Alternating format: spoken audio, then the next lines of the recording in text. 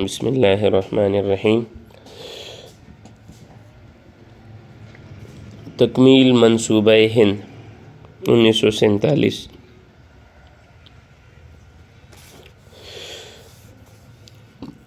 پاکستان کا مطلب ہے پاک لوگوں کی سرزمین۔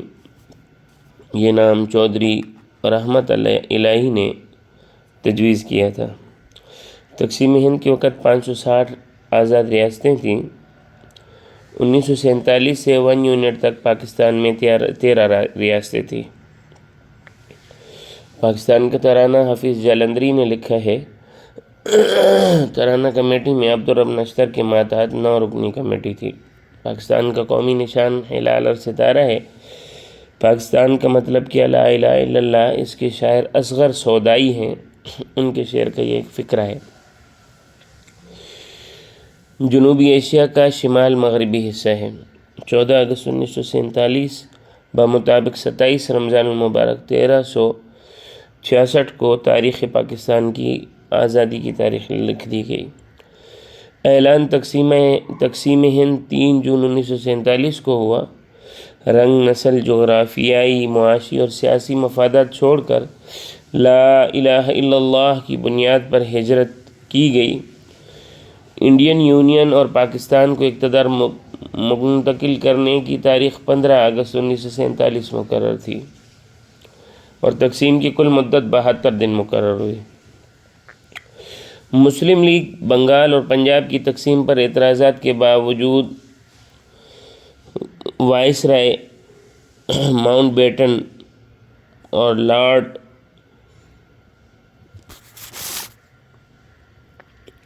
ماؤنٹ بیٹن کی تقسیم پر راضی ہو گئے۔ اللہ اکبر۔ گاندھی نے کہا کہ میری لاش سے گزر کر پاکستان بنایا جا سکتا ہے۔ انڈین یونین کے مقابلے میں پاکستان کو 5 بڑے مسائل کا سامنا تھا۔ پہلے، معاشرتی مسائل۔ لاکھوں افراد گھر چھوڑ کر آئے تھے، مہاجر کیمپوں میں آباد تھے۔ خوراک، پانی، صحت، صفائی، طبی مسائل۔ آباد کاری، مہاجر آتے رہے اور ان کی قلیل المیعاد منصوبے جو عارضی تھے طویل المیعاد اور دائمی ہو گئے۔ زخمیوں میں بے شمار وبائی امراض پھیل گئے، نہ اسٹاف تھا، نہ ادویات تھی۔ معاشی مسائل اگر دیکھے جائیں تو صنعت، حرفت، زراعت، تجارت، بینکاری سب پر غیر مسلم قابض تھے اور وہی ان چیزوں کو سمجھتے تھے۔ سروسز کا کوئی ڈھانچہ نہیں تھا۔ جو ٹوٹی پھوٹی سروسز تھی انہی کو ہی رکھا گیا، ان کو تبدیل نہیں کیا گیا۔ جو بڑے کارخانے اور صنعتی ادارے تھے وہ کیونکہ ہندو ہی ان کو سمجھتے اور چلاتے تھے تو ان کے جانے سے بند ہو گئے۔ اقتصادی ماہرین پاکستان کے پاس تھے نہیں۔ ناقص ذرائع ابلاغ تھے۔ ایک ہی ریڈیو اسٹیشن تھا جو لاہور میں تھا۔ فی کس آمدنی انتہائی کم تھی۔ حکومت کے پاس تنخواہ نہ تھی۔ کوئی بینک تھا ہی نہیں۔ 1948 میں پاکستان قائد اعظم نے پہلا بینک کھولا ہے۔ کاشتکار بھی نہیں تھے۔ تیسرا، سیاسی مسائل تھے۔ ہمارے پاس کوئی نیا آئین نہیں تھا۔ 1935 کا ایکٹ عبوری مدت کے لیے قانون بنا دیا گیا۔ قائد اعظم کی وفات کے بعد پتہ چلا کہ مسلم لیگ عوامی جماعت ہے ہی نہیں، صرف قیادت کام چلا رہی تھی، اور پھر قائد اعظم جیسی بولوس خدمات بعد میں کسی نے کی ہی نہیں۔ خارجی مسائل بھی آ گئے تھے کہ بھارت نے فوجی سامان، فوج، مال، سامان رسد، سرکاری ریکارڈ سارا گڑبڑ کر دی تھی اور سارا اپنے پاس رکھ لیا تھا۔ کشمیر پر جارحانہ قبضہ ہو گیا تھا۔ پاکستان کے پاس جو ٹوٹی پھوٹی فوج تھی وہ بھی کشمیری مسائل میں پھنس گئی تھی۔ تو امور خارجہ میں پاکستان کے پاس کوئی ٹھوس منصوبہ نہیں تھا۔ 5واں بڑا مسئلہ نہری پانی کا مسئلہ تھا۔ دریائے ستلج پر بنائے جانے والے ہیڈ ورکس جتنے بھی تھے، جو پنجاب کو آباد کرنے والی نہریں تھیں، وہ سب انڈیا میں تھے اور انڈیا نے ان نہروں کو بند کر دیا۔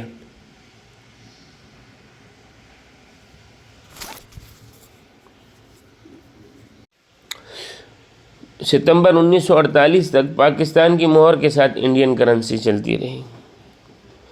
پہلی دستور ساز اسمبلی یا دستور سازی کا جو ارتقاء ہوا ہے وہ 10 اگست 1947 سے 14 اگست 1947 تک ہوا۔ پہلے دستور ساز کی 69 نشستیں تھیں جو بعد میں بڑھا کر 79 کر دی گئی۔ 1935 کے ایکٹ میں کچھ ترامیم کر کے اس کو قانون بنا دیا گیا عارضی طور پر۔ قائد اعظم نے اس میں خطاب کیا 11 اگست 1947 کو کہ پاکستان میں رہنے والا خوشحال تب ہوگا جب تمام تر توجہ غریب لوگوں سے ہو۔ ہر پاکستانی جس سے ماضی میں تعلق رہا وہ اول آخر پاکستانی شہری ہے۔ سب کو یکساں حقوق اور مراعات حاصل ہیں۔ آپ کسی بھی مذہب یا ذات کے ہیں، آپ اس چیز کو مد نظر رکھیں کہ مذہب ہر شخص کا ذاتی عقیدہ ہے۔ قائد اعظم 11 ستمبر 1948 کو پھر وفات پا گئے۔ پہلی دستور ساز کی نشستیں بتا چکا کہ 69 تھی، پھر 79 کر دی گئی۔ پھر جو حضرات آئے ہوئے تھے انہوں نے اسلامی دستور کا مطالبہ کیا، قرارداد مقاصد پیش کی گئی۔ مولانا شبیر احمد عثمانی، مولانا مودودی نے اسلامی نفاذ کا مطالبہ کیا اور 4 بنیادی اصول دیے۔ پہلا کہ حاکم اعلیٰ اللہ کی ذات ہے، بنیادی قوانین اسلامی شرع کے مطابق ہوں اور شریعت کے مخالف جو بھی قانون ہے اس کو منسوخ کریں، حکومتی اختیار شہری حدود میں شرعی حدود میں ہوں۔ قرارداد کا یہ متن ڈیلی ڈان 2 مارچ 1949 کے شمارے میں شائع ہوا۔ 7 مارچ 1949 کو اسمبلی میں لیاقت علی خان نے پیش کیا۔ 12 مارچ 1949 کو یہ قبول کر لیا گیا۔ قرارداد مقاصد پاکستان کے آئین کی بنیاد ہے، جیسے میگنا کارٹا دنیا کے کئی ممالک کے قانون کی بنیاد ہے۔ اس کا مسودہ مولانا شبیر احمد عثمانی نے لکھا۔ 75 ووٹ اس کو اسمبلی میں 75 افراد ٹوٹل اسمبلی میں تھے، 21 ووٹ اس کے خلاف پڑے، 54 اس کے حق میں۔ اور مارچ 1985 کو ضیاء الحق نے اس کو قانون میں شامل کیے۔ قرارداد مقاصد کے اہم نکات جو تھے، اقتدار اعلیٰ اللہ کا ہے، یعنی اللہ مالک ہے، عوام حاکمیت کو اللہ کی مقرر کردہ حدود کے مطابق استعمال کریں۔ دوسرا، اسلامی اصول، جمہوریت، مساوات اور عدل کے اسلامی تصورات کا نفاذ ہو۔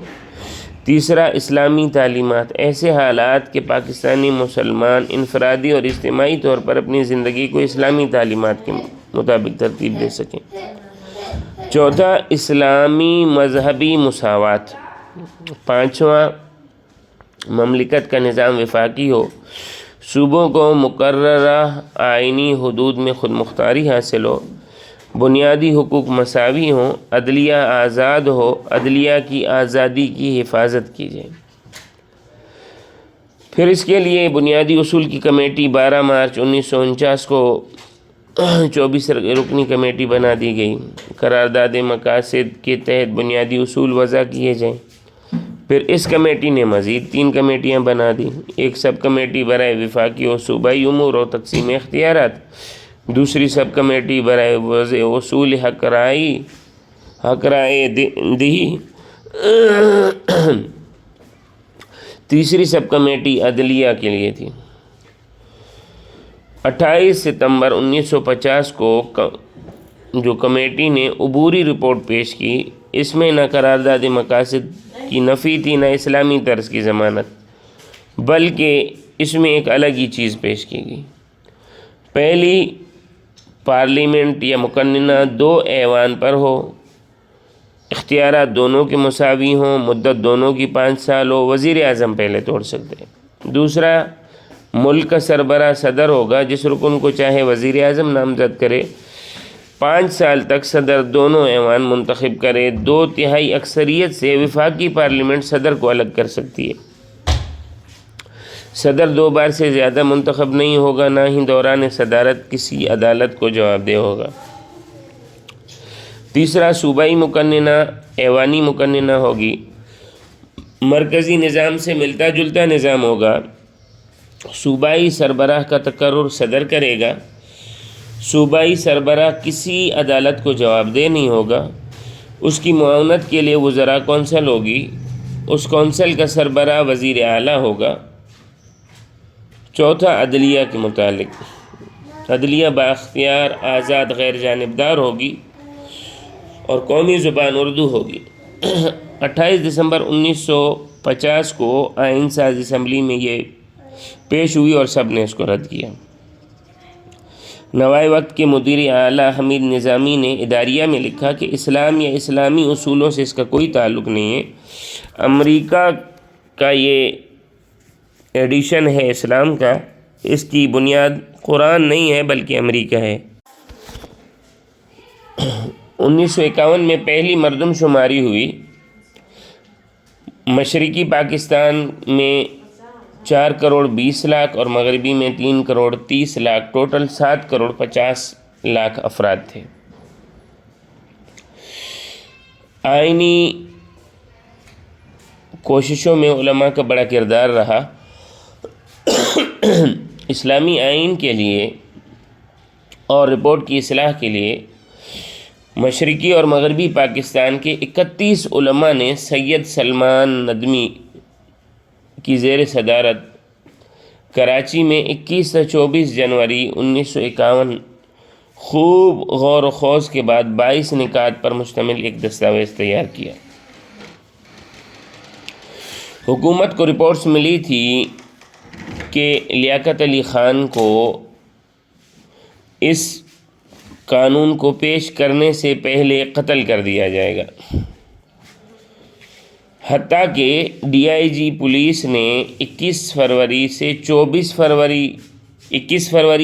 فروری 2 مارچ 1950 کو خفیہ مراسلوں میں لیاقت علی خان کو کہا تھا کہ آپ اپنی سیکیورٹی کا خیال رکھیں۔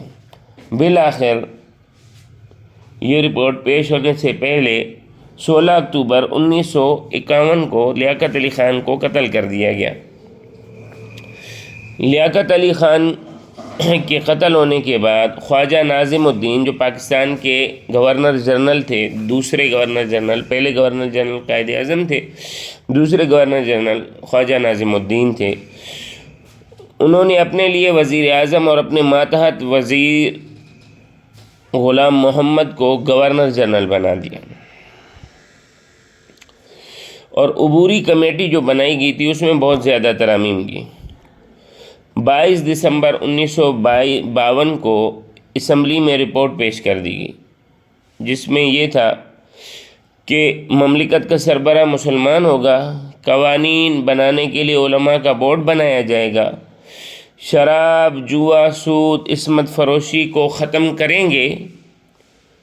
رپورٹ شائع ہونے کے بعد ملک کے دونوں حصوں میں عجیب سا طوفان برپا ہو گیا۔ پاکستان ٹائمز 12 جنوری 1953 نے لکھا کہ پیبرٹی کا اصول مشرقی پاکستانیوں کے لیے قبول نہیں تھا، کیونکہ ان کی عددی اکثریت کو نظر انداز کیا گیا،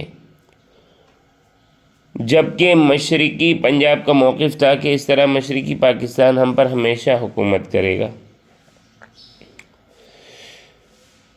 اس کے بعد تحریک ختم نبوت بنی۔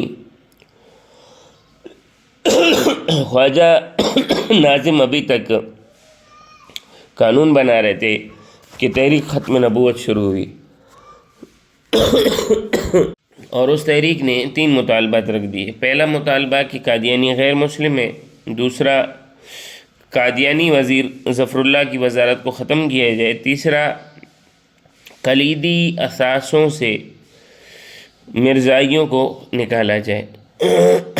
بجائے اس کے کہ ان مطالبات کو مانا جاتا، خواجہ ناظم الدین نے تحریک ختم نبوت کو آئینی ہاتھوں سے لیا اور لاہور میں منی مارشل لا لگا دیا اعظم خان کے ذریعے۔ کئی علماء گرفتار ہوئے۔ مئی 1953 میں مولانا مودودی، مولانا عبدالستار نیازی کو فوجی عدالت میں پھانسی کی سزا سنائی گئی۔ گورنر جنرل غلام محمد نے ایکٹ 1935 کی دفعہ 10 کا سہارا لیا۔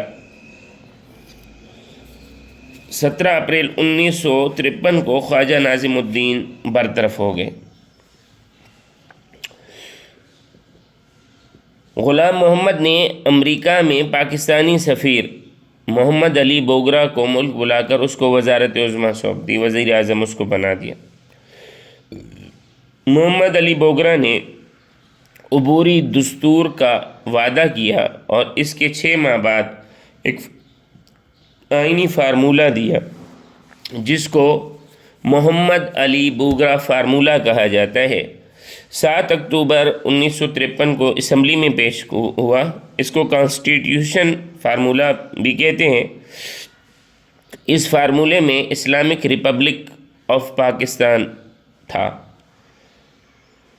یہ فارمولہ اس طرح تھا کہ قومی اسمبلی کے 2 ایوان ہوں گے، ایوان بالا میں 50 سیٹیں ہوں گی، یہ اراکین 50/5 یونٹس میں ہوں گی، یعنی مشرقی پاکستان کے 10، پنجاب کے 10، سرحد کے 10، سندھ خیرپور کے 10 اور بلوچستان باولپور کراچی کے 10۔ صدر مشرق وزیر اعظم مغرب سے یا وزیر اعظم مشرق سے اور صدر مغرب سے ہوں گے۔ 5واں ایوان زیریں یعنی قومی اسمبلی کی 300 سیٹیں ہوں گی جو آبادی کے لحاظ سے ہوں گی۔ مشرقی پاکستان کی 165، پنجاب کی 75، سرحد کی 24، سندھ کی 19، بلوچستان کی 17۔ اس فارمولے کے بعد پاکستان کے آئین کی تکمیل اور نفاذ ممکن ہوا۔ 20 ستمبر 1954 کو دستور ساز اسمبلی کا خاتمہ ہوا۔ محمد علی بوگرا بڑی سنجیدگی سے ملکی آئین کے لیے کام کر رہے تھے، حتیٰ کہ اعلان کیا کہ 25 دسمبر جو قائد اعظم کی یوم ولادت ہے اس دن دستور پاکستان پیش ہوگا۔ محمد علی بوگرا یہ کوشش کر رہے تھے گورنر جنرل کے اختیارات کم کیے جائیں۔ گورنر جنرل ملک غلام محمد نے 20 دسمبر 1954 کو گورنمنٹ آف انڈیا ایکٹ 1935 کے دفعہ 9، 10 الف، 10 با اور 11 کے ذریعے آئین ساز اسمبلی ختم کر دی۔ ان دفعات کی روح سے کابینہ گورنر جنرل کو برطرف کر سکتی تھی اور یہ دفعات اس نے منسوخ کر دی۔ گورنر جنرل کے اختیارات کم کرنے کے لیے مشرقی پاکستان کے فضل الرحمن اور سندھ کے ہاشم گزرد نے نمایاں کردار ادا کیا۔ یہ ترمیم کر کے محمد علی بوگرا دورہ امریکہ پر چلے گئے۔ غلام محمد نے ان کو واپس بلوایا اور قتل کی دھمکی دی۔ 24 اکتوبر 1954 کو گورنر ملک غلام محمد نے دستور ساز اسمبلی کو ختم کر کے ایمرجنسی نافذ کر دی۔ 20 مئی 1955 کو گورنر جنرل ملک غلام محمد نے وزیر اعظم محمد علی بوگرا کی جگہ محمد علی بوگرا کو ختم کر دیا اور اس کی حواس گورنر جنرل کے اور مزاج مخبوط رہنے لگے، طبیعت خراب ہو گئی۔ قائد اعظم محمد علی جناح کے دوست تھے چودھری محمد علی، انہوں نے گورنر جنرل ملک غلام محمد کو مشورہ دیا کہ 2 ماہ کی چھٹی کر لیں، تو انہوں نے مان لیا۔ اسکندر مرزا کو 7 اگست 1955 کو ایکٹنگ جنرل بنایا اور 6 اکتوبر 1955 کو گورنر جنرل غلام محمد کو اسکندر مرزا نے ہٹا کر خود مستقل گورنر جنرل بن گئے۔